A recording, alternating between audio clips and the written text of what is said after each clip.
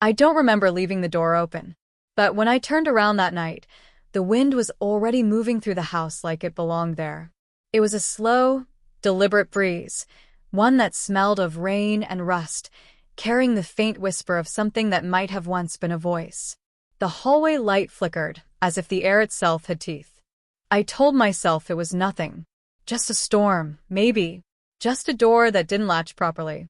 But when I reached the threshold, the sight outside made my stomach twist.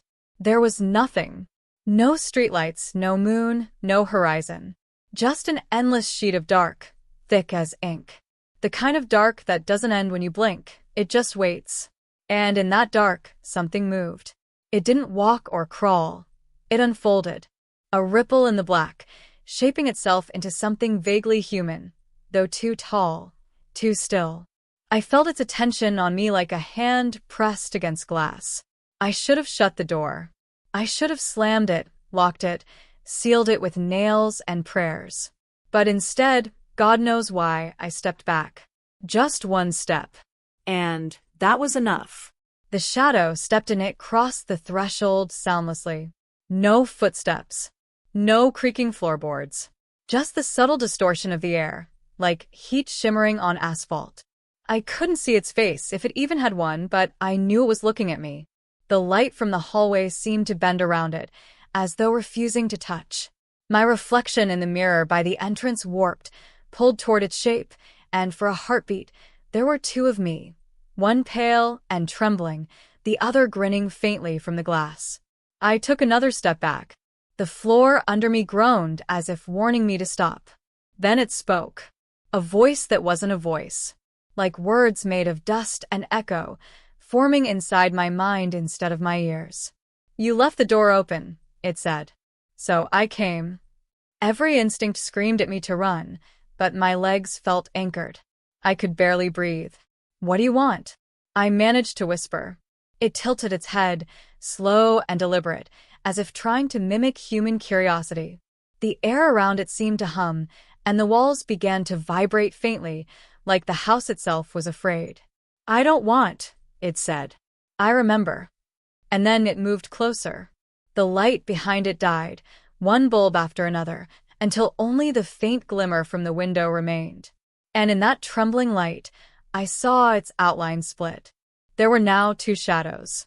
Both moving toward me, they didn't walk. They flowed, like two stains spreading through the air, swallowing the edges of the hallway until it felt like I was standing in a dream that had forgotten where to end. I stumbled backward into the kitchen, grabbed the first thing I could find, a knife, and pointed it at them. The absurdity of it hit me at once. How do you stab darkness? The shadows halted. Then one of them, slender, shifting like smoke caught in a slow wind, tilted its head. It mimicked me. I raised the knife higher. It did the same. But the other shadow, it didn't. It turned toward the open door. Something was moving out there. Not wind this time. Footsteps. Wet ones. Slow, deliberate, coming closer to the house. And then a whisper from behind me. A human voice this time. A woman's. You shouldn't have let it in. I spun around, no one. Just the dim reflection in the oven's steel surface. But in the reflection, I saw her, standing right behind me. Long dark hair, eyes wide with something between terror and recognition. Before I could speak, she reached out. Not to me, but to the shadow, and said, "It found me again." And then she was gone. The knife slipped from my hand. The door creaked wider. And outside, something answered her. It was a sound I'll never forget. Low, resonant, almost human, but stretched thin, like a voice dragged across broken glass. It came from just beyond the porch, where the darkness thickened until it looked almost solid. The air grew colder. My breath came out white. The walls moaned softly, the way houses sometimes do before a storm. But this was no storm. This was something arriving. I backed away from the doorway, one step at a time, keeping my eyes on the open space. The shadows inside the room stopped moving, as though waiting for permission. Then I saw it. A shape in the dark, enormous and crouched, its hands, or what I thought were hands, resting on the threshold. Its fingers were impossibly long, jointed wrong, like twigs bent into human form. When it moved, the porch boards didn't creak, they breathed. She left it open. The voice said again. And so it came. It wasn't the woman this time. The voice came from inside my head, layered and echoing like several people speaking through one mouth. The thing outside leaned closer, its face, or absence of one, lit by the faintest blue shimmer. I saw no eyes, no features, just the memory of a face and within it a flicker. My flicker. My reflection. And in that flicker it smiled. I slammed the door. But the latch wouldn't catch. The wind blew once, heavy and deliberate. And the door slowly began to open again. The door didn't swing open all at once. It eased itself wide, like something was pushing from the other side with deliberate patience, testing how much resistance I could offer before I broke. I threw my shoulder against it, bracing hard. The wood was trembling, not from the wind, but from a pulse. I could feel it, a slow, rhythmic beating, like a heart buried inside the grain. Then the whisper came again, right by my ear.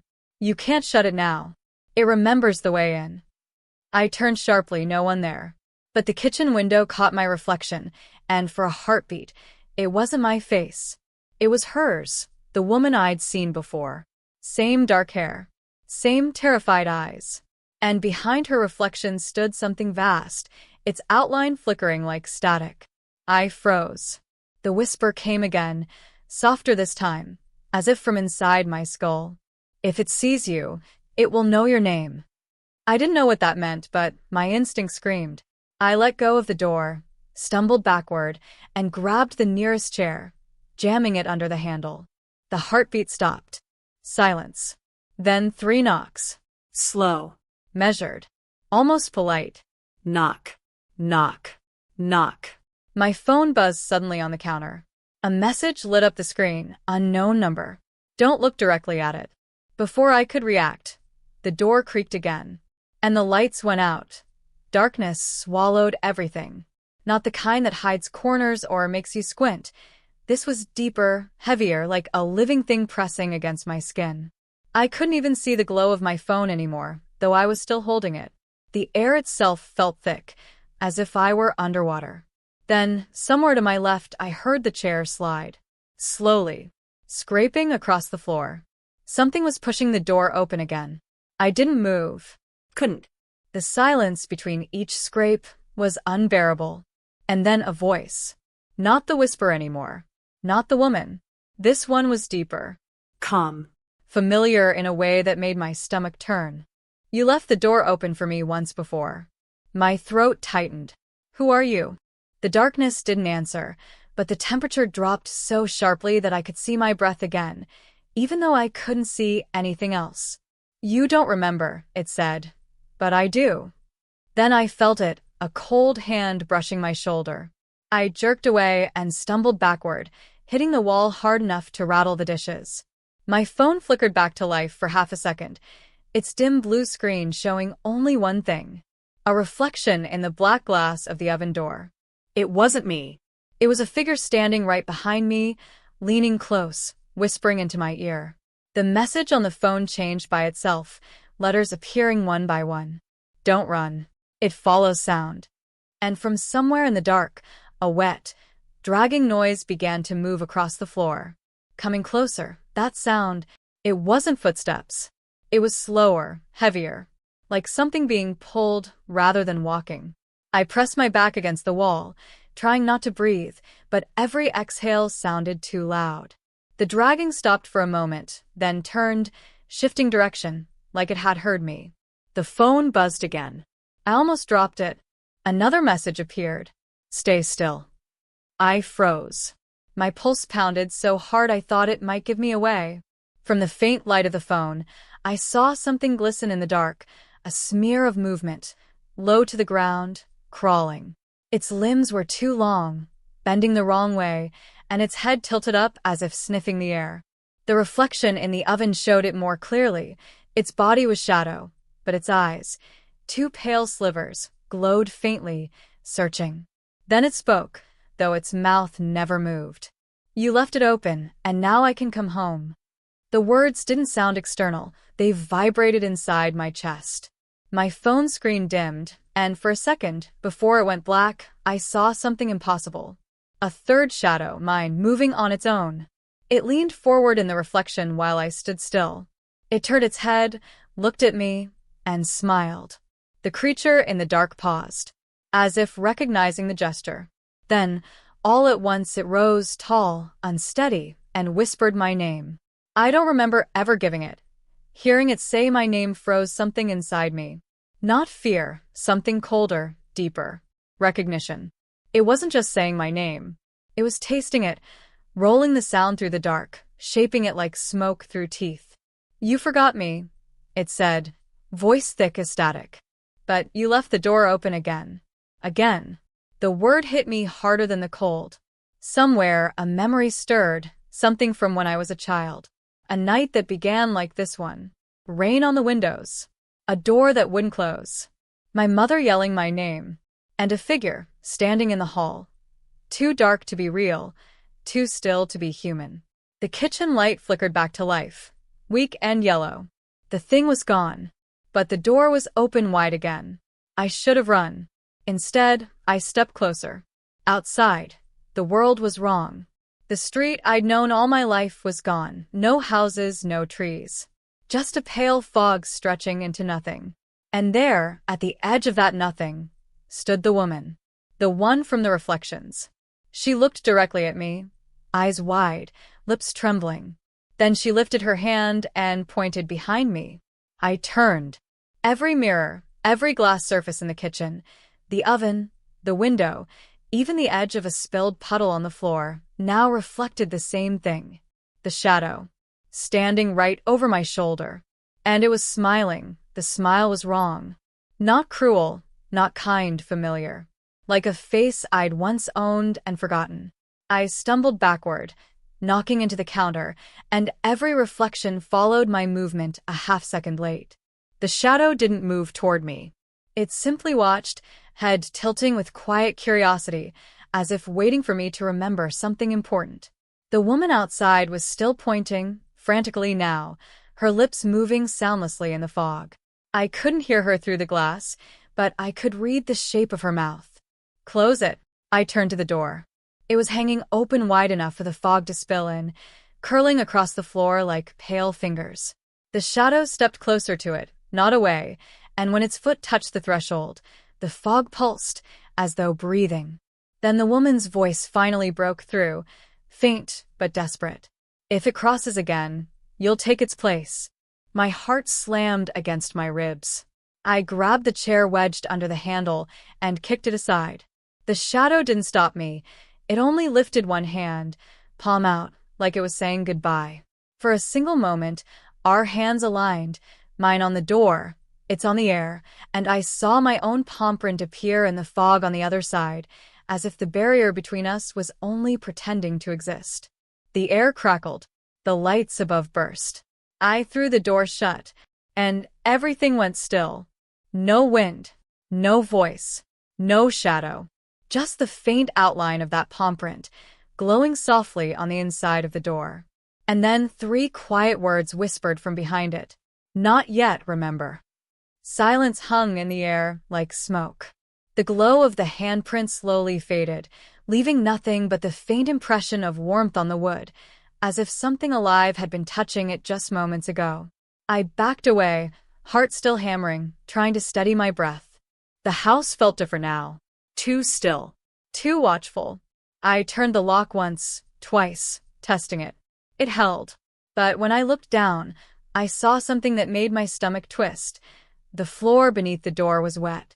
Thin streaks of dark water stretched inward, leading across the hallway, like footprints dragged themselves through. I followed them. They went toward the living room, where the light from the street should have shone through the windows. But outside, there was no street anymore. Only that same fog, dense and pulsing faintly, as if it were listening. Then my phone buzzed again. A new message. Don't let it talk. If it speaks again, it remembers you. I didn't have time to think about what that meant, because the television turned on by itself. Static filled the screen for a moment, white noise and flickering shapes. And then, through the distortion, I saw my living room. From a different angle, like a security camera feed I didn't own. And there, sitting on the couch behind me, was me. Except the version on the screen smiled slowly and whispered something I couldn't hear. The lights flickered once more. And from the hallway behind me came a quiet reply, my own voice, but deeper, colder. Now you remember. I spun around. The hallway was empty, but my voice was still echoing there, faint and delayed, as if the air itself was trying to speak through me. Now you remember. The TV crackled louder, the image distorting. My double, whatever it was, stood up on the screen, walked toward the camera, and pressed its hand against the lens. I felt the temperature in the room drop instantly. Then, on the other side of the glass, a pale print appeared, same as before. This time it was inside the TV. The reflection on the black screen shimmered and split. I saw not one but two of me now, one standing where I was, one trapped behind the static. The figure behind the glass mouthed words slowly. Let me back.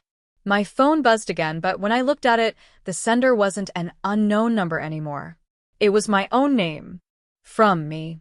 Message. Don't open the door. No matter what I say. I dropped the phone. It clattered to the floor and went dark. The TV image shifted. Now I wasn't on the screen anymore. The camera view had moved to the front door. It showed the door trembling slightly, and then the lock began to turn on its own. Click, click, click. The air pulsed once. The power flickered. Then, from the direction of the door, I heard my own voice, clear this time, soft, pleading. It's cold out here. Let me in. And I realized something horrible. The voice wasn't behind the door. It was inside the house. The voice came from the kitchen. Low. Fragile. Almost human. Pleased, it's me. Every hair on my neck stood upright. The voice was identical to mine, not an imitation, not distorted. Exact.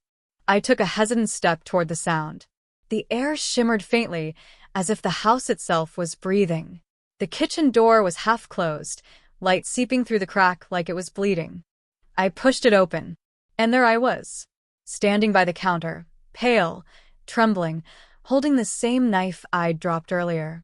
My double turned toward me slowly, eyes wide with relief, or something close enough to fake it.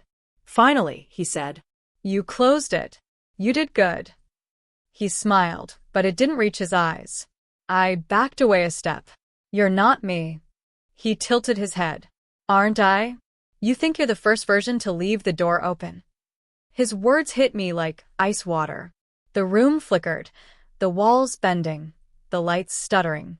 Behind him, the shadow began to form again, stretching across the floor like a long, reaching arm. My double didn't move away from it. He turned toward it with reverence. It doesn't need to enter anymore, he said. It just needs a place to stay.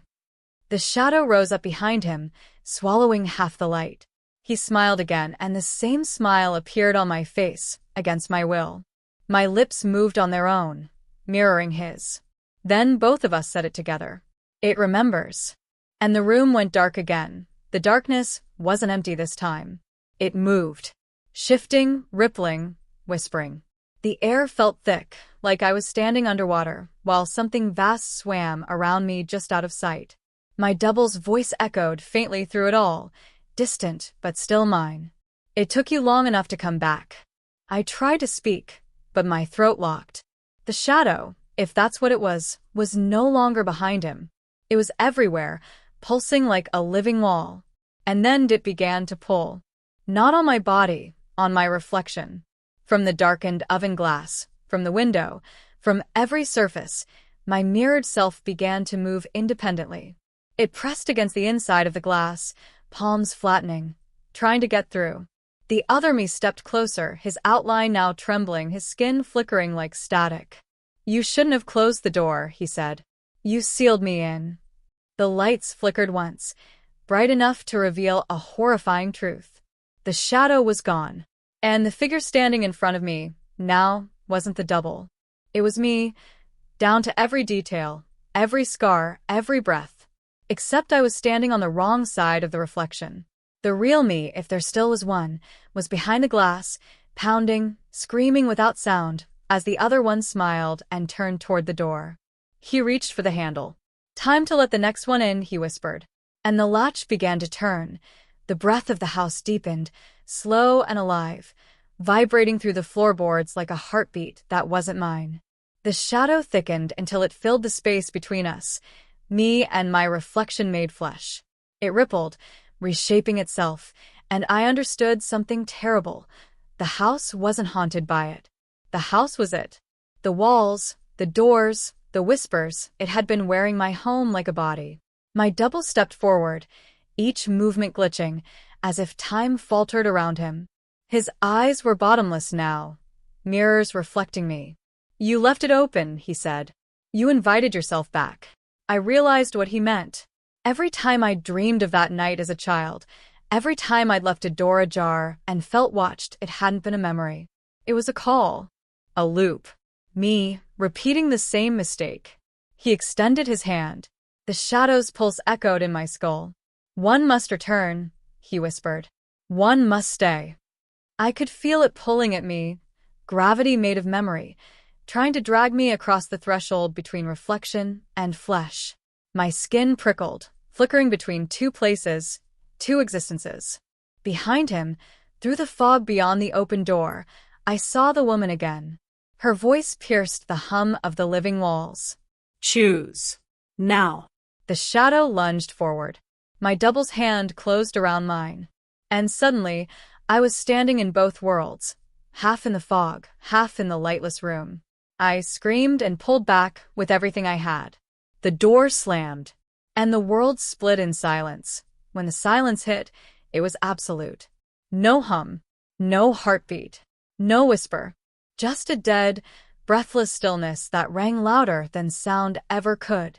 I stood there, shaking, staring at the door. The wood was cracked now, veins of black running through it like lightning scars. A faint glow pulsed beneath the grain, slow and steady, like something alive was sleeping inside. My reflection in the window was back to normal. Almost. Except, it blinked a heartbeat after I did. Just one frame too late. I told myself it was exhaustion. Shock. But when I moved closer, I saw something that froze me to the core. On the other side of the glass, behind my reflection, the fog was gone, replaced by a room that looked exactly like mine. Every detail identical. And, in that mirrored room, my double stood. Still. Watching. Waiting. He raised his hand to the door that mirrored mine and pressed his palm against it. I felt the warmth on my own skin. "You closed it," he whispered faintly through the glass. "Now keep it that way." Then he smiled, a quiet, final smile, and stepped backward into the dark until the reflection was just me again. I turned away, trembling, locking every door and window. But somewhere deep in the silence, I could still hear that soft, familiar voice. "You left it open once. You will again." And sometimes late at night, when the wind moves through the house and the shadows shift just right, the door breathes. Just once. As if remembering.